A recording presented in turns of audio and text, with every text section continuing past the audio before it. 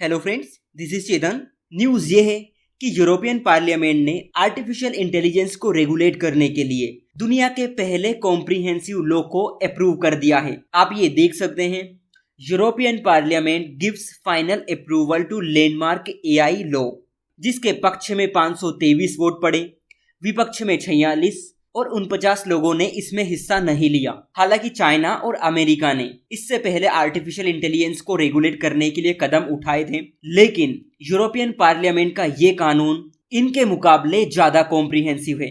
समझेंगे क्या है पूरी न्यूज, स्पेशली यूरोपियन यूनियन का ये एआई कानून क्या है और इसको किस तरह इम्प्लीमेंट किया जाएगा। फ्रेंड्स, एआई का मिसयूज किस तरह हो रहा है और ये कितनी खतरनाक है, ये बात आपके लिए कोई नई नहीं है। और इसी को लेकर यूरोपियन पार्लियामेंट ने जो कानून बनाए हैं वो रिस्क, इम्पैक्ट और आर्टिफिशियल इंटेलिजेंस के यूज के लिए रिस्पॉन्सिबिलिटी को डिफाइन करता है कि एआई टेक्नोलॉजी से क्या संभावित खतरे हो सकते हैं, उसके प्रभाव लोगों पर किस तरह पड़ेंगे और मेनली एआई टूल्स के यूज किस तरह से किए जाएंगे ताकि लोगों को कोई परेशानी ना हो। इस कानून के उद्देश्य की बात करें तो fundamental right and democratic values को प्रोटेक्ट करना, रूल ऑफ लॉ को इंश्योर करना, एनवायरमेंट स्टेबिलिटी प्रोवाइड करना और इनोवेशन को इनकरेज करना शामिल है।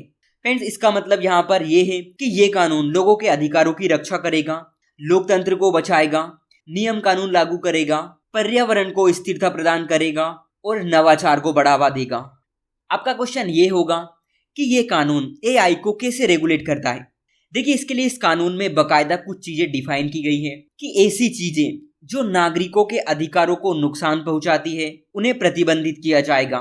जैसे कि police officers real time face recognition technology का यूज नहीं कर पाएंगे, कुछ सीरियस क्राइम को छोड़कर, जैसे कि rape, terrorism, kidnapping and trafficking, इस टाइप से।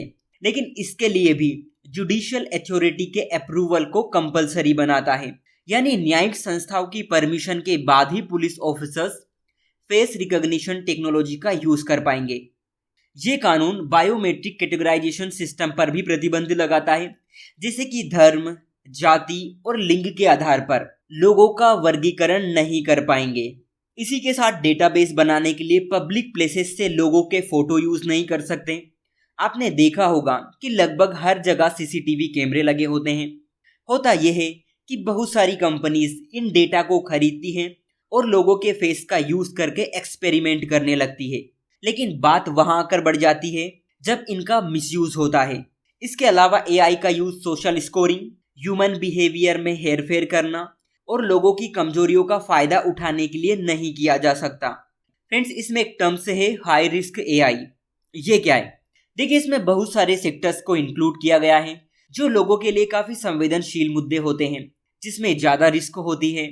For example, health care, transport, energy, education, law enforcement, recruitment and financial services. इन सभी को हाई रिस्क कैटेगरी में इंक्लूड किया गया है। ये कानून डेवलपर्स के लिए भी कुछ स्टैंडर्ड सेट करता है, जैसे कि एआई का यूज करते टाइम आपको transparency, high quality data, human oversight, documentation और एथिकल गाइडलाइंस जैसे प्रिंसिपल्स को फॉलो करना होगा। आप ये सोच रहे होंगे कि अगर कोई कंपनी ने फॉलो नहीं करती तो क्या होगा। इस कानून में क्लियरली कहा गया है कि अगर ऐसा होता है तो कंपनी को अपने नेट प्रॉफिट का 7% या फिर $51 मिलियन का जुर्माना देना होगा, इनमें से जो भी ज्यादा हो। और इसकी मॉनिटरिंग के लिए यूरोपियन यूनियन की हर कंट्री को अपने यहाँ एक artificial intelligence oversight body setup करनी होगी, जो ये देखेगी कि इस कानून का प्रॉपर इम्प्लीमेंटेशन हो रहा है या नहीं। फ्रेंड्स, ये कानून स्पेशली यूरोपियन यूनियन की कंट्रीज के लिए है, लेकिन इसका प्रभाव भारत सहित दुनिया भर में देखा जाएगा। हालांकि इंडिया के ऊपर इसके क्या इम्पैक्ट होने वाले हैं ये तो हमें आने वाले दिनों में ही पता चलेगा। इस न्यूज में कोई डेवलपमेंट्स होती है तो हम उसको जरूर कवर करेंगे। सो आज के लिए इतना ही। Thank you.